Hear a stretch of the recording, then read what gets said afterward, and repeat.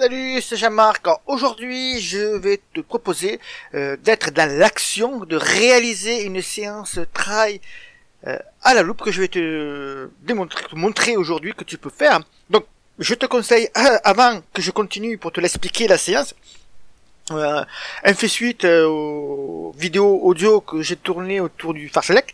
Donc là, c'est une séance d'entraînement plutôt typée trail, mais si tu veux la faire, prends un papier crayon pour tout simplement la noter, parce que c'est un audio, et du coup tu auras besoin d'un papier crayon, ou à la rigueur réécouter mon message après pour la noter.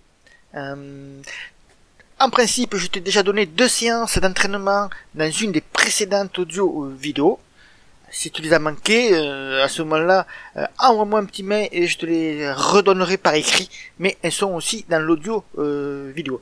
L'entraînement de jour que je te propose est pour les coureurs qui ont déjà fait un entraînement pour au moins une épreuve 20 km plus, donc avoir un petit peu d'expérience en course à pied. Ne le fais pas encore si tu n'as pas atteint ce niveau. Dans le doute, envoie-moi plutôt un message et je te dirai alors si tu peux l'inclure dans l'un de tes entraînements. Évite également, si tu suis déjà une préparation spécifique à un trail ou à une autre compétition, attends plutôt avant de l'inclure. Note-le, comme je te l'indique, sur un papier, sur une feuille, hein, et puis tu la programmeras pour une autre fois. Donc, est-ce que si tu as bien pris ton crayon, ton papier, voilà la séance que tu vas faire. T'inquiète pas, je te donne l'intitulé de la séance, le contenu de la séance viendra après, je t'explique tout ça en détail. Donc, ta séance trail, 40 minutes allure A2, plus 1 minute allure A5, plus 2 minutes allure A4, plus 3 minutes allure A3, plus 2 minutes allure A4, plus 1 minute allure A5, plus 15 minutes allure A2. Alors, les allures de course A1 à A5 sont dans nos menus, dans le programme d'entraînement avec le test VMA.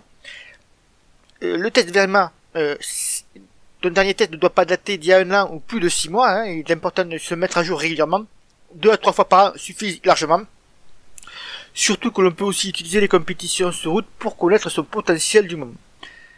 Mais pour toi, ou plutôt pour ceux qui ne sont pas forcément dans un programme d'entraînement, voilà quelques explications. Allure A2 est ton allure d'endurance. Allure A3 est ton allure semi-marathon. Pour l'allure A4, on se rapproche de celle du 10 km. Et pour A5, on est à 100% de ta VMA ou 100% de ta FCM. Alors, autre explication maintenant sur cette séance trail. Tu remarqueras aussi que l'enchaînement s'effectue sans temps de récupération. Tu enchaînes directement de l'allure semi-marathon, puis de l'allure A4, puis de l'allure A10, puis à fond, à 100%. Donc, tout cela s'enchaîne sans qu'il y ait un temps de récupération. Tu dois donc contrôler ton allure régulièrement pour ne pas arriver dans le rouge trop rapidement. Donc, pour ce type de séance, si tu fais sur du trail, je te conseille d'utiliser le cardio. Ce sera plus facile de mesurer tes efforts, surtout si ton parcours est vallonné et accidenté. Tu peux également très bien reproduire cette séance sur la route, mais à ce moment-là, tu te référeras plutôt à ta VMA, parce que la route, c'est plat en général, et le parcours est sans embûches, donc on arrive plus facilement à tenir sa cadence. Tu remarqueras aussi que l'échauffement est assez long, 40 minutes, mais c'est voulu, parce que je te rappelle, à moins que tu tombes directement sur cette vidéo, que cette séance fait partie d'un plan d'entraînement trail 30 km, qui est disponible dans le programme l'entraîneur de ce mois-ci uniquement. Mais tu peux très bien utiliser d'autres variantes pour l'échauffement, comme celle-ci par exemple, 20 minutes en endurance allure A2, plus des exercices de gainage et de renforcement musculaire durant 10 minutes environ, et 6 lignes droites. Je rappelle que les lignes droites ne sont pas des sprints, mais des accélérations progressives, tout simplement pour augmenter la cadence, et également pour travailler sa foulée et ainsi que sa technique de course.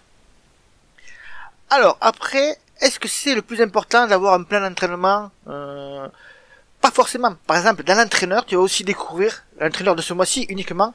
Donc tu as un lien pour en savoir plus, pour voir le programme et le contenu, si cela t'intéresse. Peut-être qu'il sera plus disponible au moment où tu vas cliquer, donc je te conseille de cliquer rapidement dessus. Tu vas aussi savoir tes 5 hacks pour une surcompensation optimale. La surcompensation, ce n'est pas uniquement l'enchaînement des séances d'entraînement, cela englobe d'autres phénomènes et cette année 3 liaisons avec le livret que je souhaite t'expédier chez toi. Un facteur également, tu vas découvrir un facteur important qui à lui seul influence grandement tes performances physiques et sportives. Le principe 3+1 est un troisième sujet que tu vas découvrir. Il est en fait à l'origine de tous nos programmes d'entraînement et la réussite des athlètes que nous suivons. Je t'en parle en détail et t'explique comment tu dois faire pour rendre très efficace ta surcompensation, mais suis tous tes plans d'entraînement, quel que soit ton objectif choisi. Donc par contre, je te le dis tout de suite, c'est vraiment le dernier moment pour recevoir le numéro, parce que je l'envoie à l'imprimeur dans les prochaines heures, et du coup, après, une fois avoir expliqué aux membres, il ne sera plus disponible pendant un bon moment. Et donc tu peux découvrir cela en cliquant tout simplement sur un des liens que j'ai mis sous la vidéo. Si tu veux en savoir plus sur cette séance d'entraînement, que tu as des questions autour de cette séance d'entraînement que je t'ai proposée, eh bien tout simplement tu m'envoies un petit mail et tu me laisses un petit commentaire en dessous de cette vidéo audio. J'y répondrai alors avec très grand plaisir. Je te souhaite une bonne journée, un bon run et bye bye.